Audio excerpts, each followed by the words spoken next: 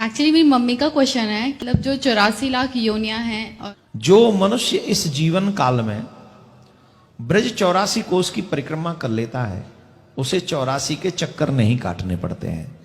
84 लाख योनियों से मुक्ति पाकर भगवान के श्री चरणों में हमें वास करना है, और उसका सिर्फ एक ही साधन है, इस कथा रूपी अमृत का पान।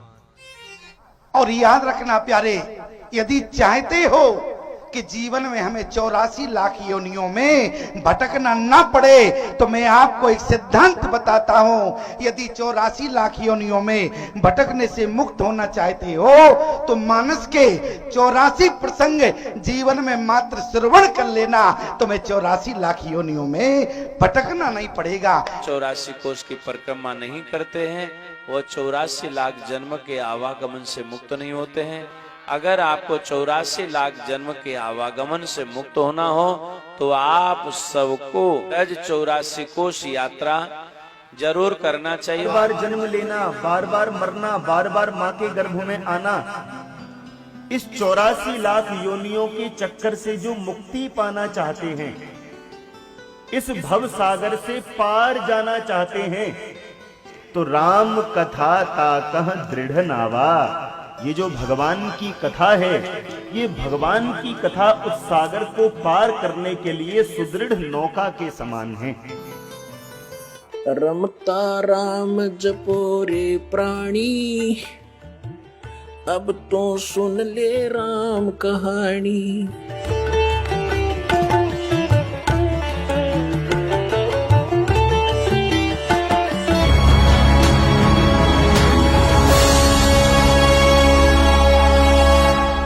भेड़ पूछ को पंडित पकड़े बादो नदी बिहंगा, गरीब दास वो भव जल डूबे नहीं साध सत्संगा।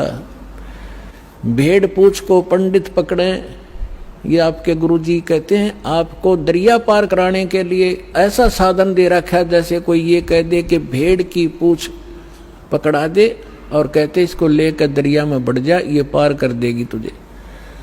तो वो साधन दरिया को पार करने का नहीं है, ये तो आपको अंडरस्टूड है।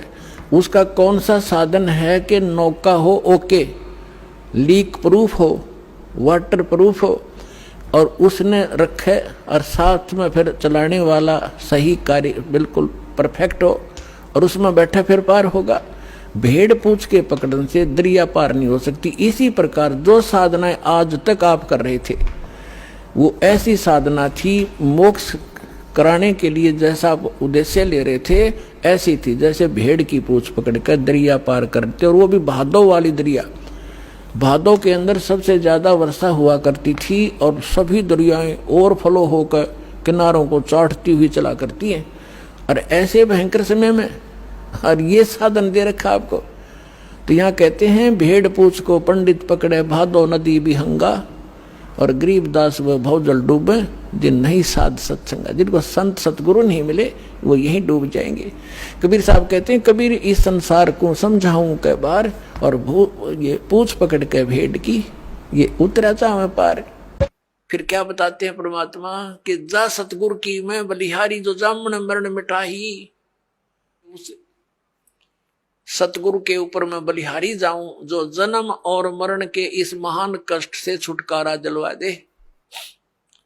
तो पुण्यात्मा, जन्म और मरण के रोग से छुटकारा कौन दिला सकता है? कबीर परमात्मा।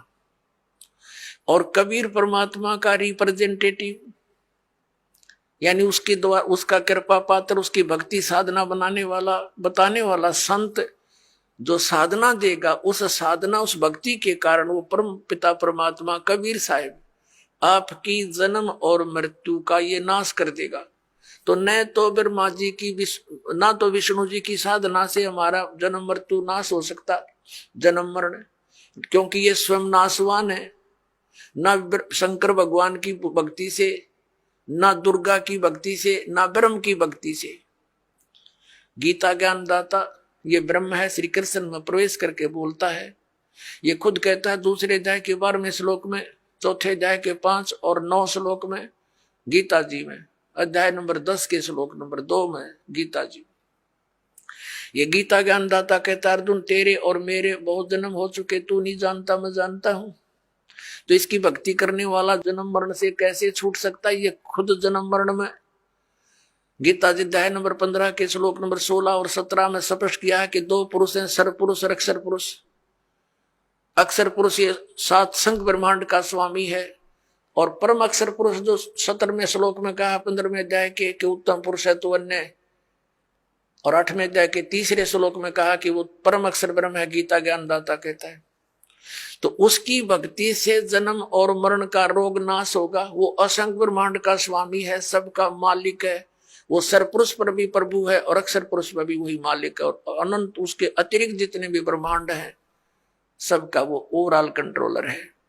तो वो अविनाशी है। तो अविनाशी की भक्ति करने से ये अविनाशी हो सकते हैं, क्योंकि उसके लोक में जाएंगे जहां जिसकी भक्ति करेंगे उसी को प्राप्त होंगे। तो वहां जाकर के जन्म मरण मिटेगा। यदि सत भक्ति ना की तो फिर क्या होगा? कुल के लोग जंगल में ले जाके दिन ना ठोक जराही, बांध पिंजड़ी आगे धर लिया, फिर मरगट को ले जाही। मात पिता तेरा कुटुंब कबीला मसलत एक ठहराई। एक सलाह बन गई सबकी के मर गया भाई, उठाओ उठाओ उठाओ जल्दी करो, कोई लकड़ी ढूंढ लग जाएगा, और कोई उसने उठाकर पट दे जा धरेंगे शमशान घाट पे। कहते हैं मात पिता तेरा कुटुंब कबीला मसलत एक ठहराई, और बांध पिंजड़ी आगे धर लिया मरगट को ले जाही। अग्नि लगा दिया जद लंबा फूक दिया उस ठाई। अब कर दिया काम, वो शरीर नाश तो करना ही था ना, तो उसमें कीड़े चल जा, ये तो ऐसा शरीर है। इस मिट्टी से हमने सोना बनाना था भक्ति करके, और केवल ये पशु पक्षियों जैसे कर्म किए इस मनुष्य शरीर से हमने नाश कर दिया इस भक्ति का, इस मूलधन का। अब जैसे आपका यहां मानुष जन्म है, यहां से मृत्यु हुई, पुण्य के आधार से आप स्वर्ग गए, पाप के आधार से नरक गए। जब आपका स्वर्ग का समय समाप्त हुआ, वहां से तुरंत वहां से बाहर फेंक दिया जाएगा। जैसे यहां मनुष्य जीवन पूरा होते ही आपको बाई फोर्स यहां से निकाल लिया जाता है, फिर नहीं एक सेकंड का भी, एक सांस भी आपको नहीं मिलेगा। और चलो धर्मराज के दरबार में, इतने पुण्य, चलो स्वर्ग में। अब स्वर्ग में भी बाई फोर्स, क्योंकि विधान है यहाँ का, सारा कार्य यहाँ पर हमारे साथ बाई फोर्स बलपूर्वक करा जा रहा है, हम स्वतंत्र नहीं है। जब तक हम परमेश्वर कबीर जी की शरण में नहीं आते हम परतंत्र हैं। तो जब आप स्वर्ग में गए, स्वर्ग समय पूरा होते ही कहते चलो जबरदस्ती नरक में, नरक का समय पूरा होते ही फिर चलो कुत्ता बनो, कुत्ते का समय पूरा होता चलो गधा बनो, गधे का समय पूरा होते ही फिर कभी 84 लाख योनियां भोग के फिर मनुष्य जीवन मिल गया, मनुष्य जीवन समय पूरा होते ही फिर चलो, या चलो चलो तो सतलोक में मिटेगी। अपनात्मो आपके मनुष्य जीवन प्राप्त होने के बाद इन तीनों गुणों का इंजेक्शन एक एक लग जाता है।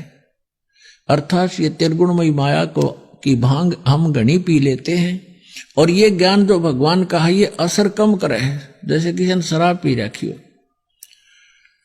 और उसको कोई बतावे कि तुम्हारे घर में ऐसी दुर्घटना होगी, वो नो सुनता रहेगा क्या खोल गया, और ना चल सके ना दुख पावे। तो ऐसे आज हमारी ऐसी स्थिति है, ऐसी घटनाएं हो रही हमारे साथ, और फिर भी हम दूसरों का हो रही हम ऐसे देख रहे होगी भाई। तो हमने ये देखना चाहिए कि संत क्या बता रहे, इसका समाधान भी है। हमें डर लगना चाहिए। यदि हम होश में आ जाएंगे या भांग उतर जाएगी तो फिर होश में आवेंगे, जरा सी बात भी अंदर चुभेगी और सतर्क होंगे, और कई दिन तक हर बुराई से बचकर हम सीधा चलेंगे। ये कहर टूटता अपने ऊपर है, ये भगवान बताते हैं, लेकिन हम आज नहीं समझ पाते हैं। और फिर क्या समझेंगे जब किसी को आप बताना चाहते हो, जैसे ही आपने ज्ञान हुआ आप तो लग गए लाइन पे, आप अपने मित्र को उसके हमदर्द बनकर बताने की चेष्टा करते हो तो वो अज्ञानतावश कहता है तुम बताओगे बिना भक्ति के गधे बनेंगे, कुत्ते बनेंगे, गधा बन जाएगा। तो वो कहता किसने देखा है, देखी जाएगी। पुण्यात्माओं, ये स्थिति प्रत्येक प्राणी की है। जैसे इस दास के साथ प्रारंभ में ऐसे बीता, किसी मित्र को, प्यारे को, रिश्तेदार को या वैसे कोई संपर्क में आए व्यक्ति को समझाते थे कि भक्ति करो, क्योंकि जिसके पास अच्छी पोस्ट है, 2 पैसे समय पर प्रयोग करने को है, या किसी के पास धन है, अच्छे बिजनेस है, वो सामने गुट्टी लावे और 100 बकवादों में ध्यान उसका रहता है, तो उसे हम कहते कि भैया भक्ति करो, परमात्मा का नाम लो। पहले तो वो कहते किसी ने देखा भगवान।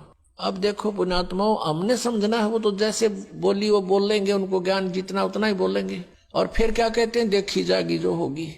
अब किसने देखा है?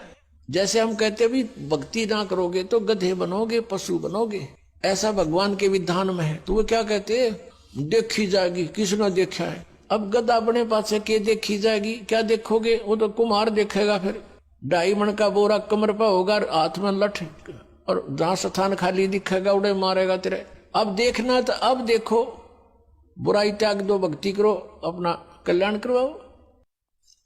फिर पीछे तू खर की जगह कुर्डी चरने जाई, टूटी कमर पजावे चढ़े तेरा कागा मांस गिलाई। ओए होए, फिर तू गधा बनेगा, कमर टूट जाएगी, वजन रखने से जख्म हो जाएंगे, और उस जख्म के ऊपर बोरा रखा जाएगा 2.5 मन का ईंटों का, और जख्म होगा, ऊपर से रेत गिरेगा उस जख्म पर ईंटों का, और फिर चलेगा जब ऐसे रगड़ लगती है उस ईंटों की उस जख्म के ऊपर। पुण्यात्माओं, जरा सा यहाँ कोई आपके खरोंच आ जा और उस पर कपड़ा भी लाग जाना, आंखों पानी आता है। और उस समय उस प्लातून के जो टीटी पा गया था, पीवर लाओ था घुट्टी, और बर्बाद कर दिया मनुष्य जीवन, उसके न समझ में ना आई, यह बात ऐसे बिगड़ेगी। अब गधा बन गया, ऊपर से कमर टूट गई, उस पर ईंट रखी है, ईंट चलते हुए ईंट ऐसे हिलती है, उसको कति खुरच देती है। शाम के समय उसको कुमार मार देता लठ के बाहर जाए तू।